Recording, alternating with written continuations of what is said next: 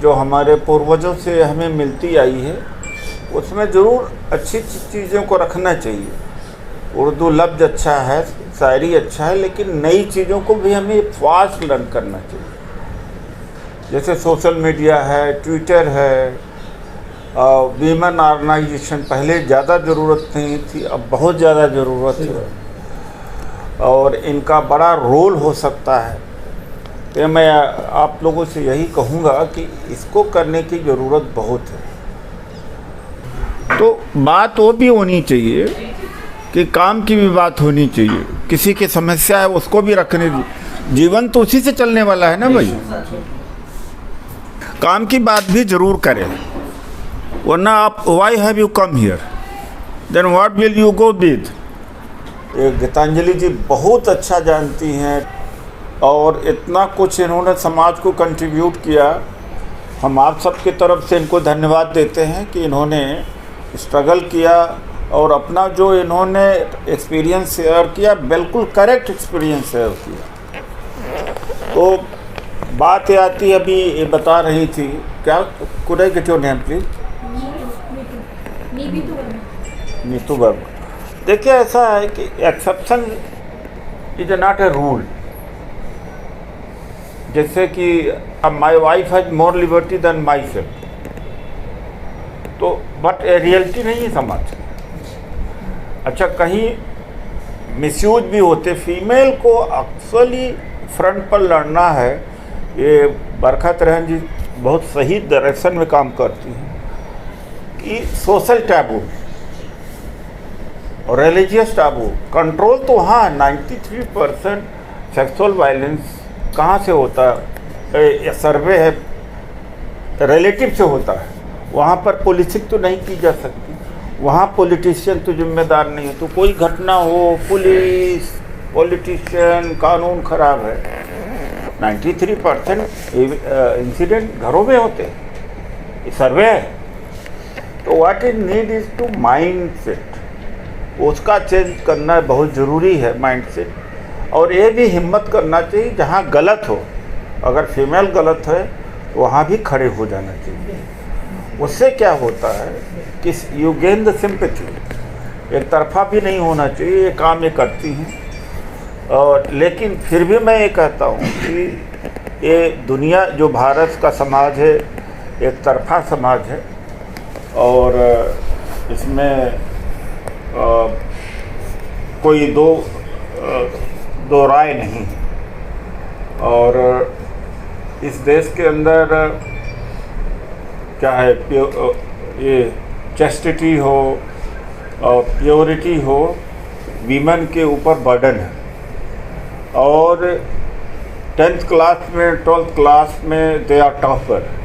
By the time they reach to graduation they come down, and post graduation तक बिल्कुल धीरे धीरे बिल्कुल थिन हो जाती, स्पार्स अपीयरेंस रह जाता।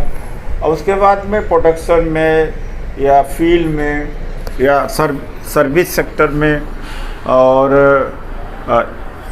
फाइनेंस सेक्टर, एग्रीकल्चर सेक्टर में जाते जाते वो घरों में हाउस वाइफ बन के चली रह जाती हैं और बच्चा पालने लगती हैं।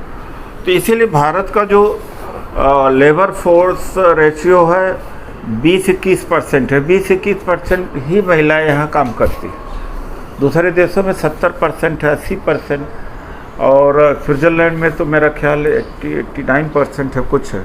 तो दैट्स वाई दोज कंट्रीज है प्रोग्रेस्ड।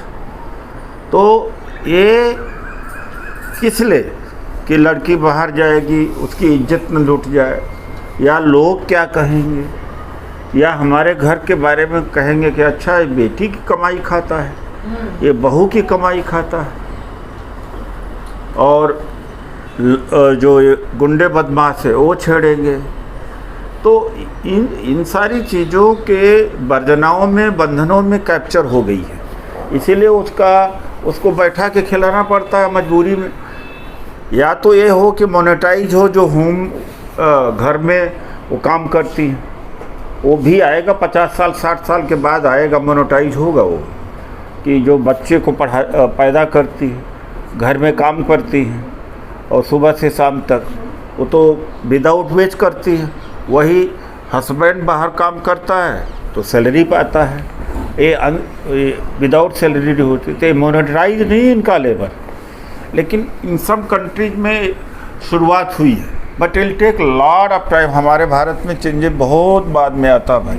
सबसे जो बड़ा जो बर्डन है ये वर्जिनिटी, चैस्टिटी और ये प्योरिटी का है। जब निर्भया का आंदोलन बड़ा चल रहा था तो हमारी सहयोगी है योगिता भयाना, कभी टेलीविज़न पर भी देखती होती हूँ, वो सब लोग मिलने आए, मुझसे कहा कि चलिए जंतर मंतर पर कुछ ग्रुप आए और हम इसका विरोध करते हैं।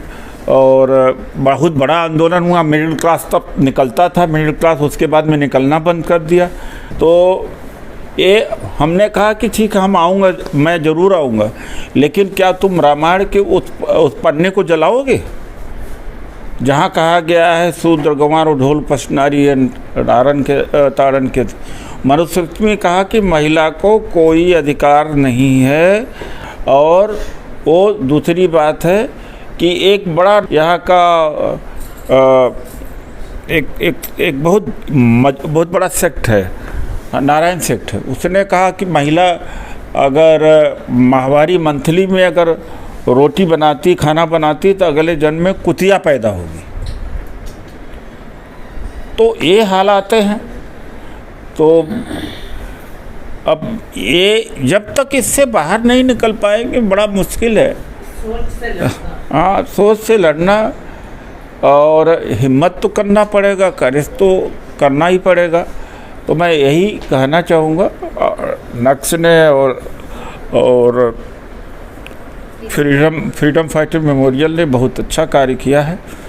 और आज यहाँ बैठे, लेकिन आप मिलते रहिए, कोई बात हो लेकिन आगे ज़रूर का सोचिए, ये नहीं आपस में इंटरेक्शन करते रहिएगा। ये सीट जो हमने अभी कराई है इसको हम व्हाट्सअप कर देंगे, आपस में एक दूसरे बातचीत करते, make it a larger circle, कुछ कर सको, कोई काम ले सको जो देश को बचाने का इस समय। That is of course women liberation तो है ही है, बहुत इम्पॉर्टेंट सब्जेक्ट। तो डॉक्टर ओमसुधा भी 2 शब्द कहेंगे, उसके बाद तो आपका सर्टिफिकेट बात का वितरण होगा।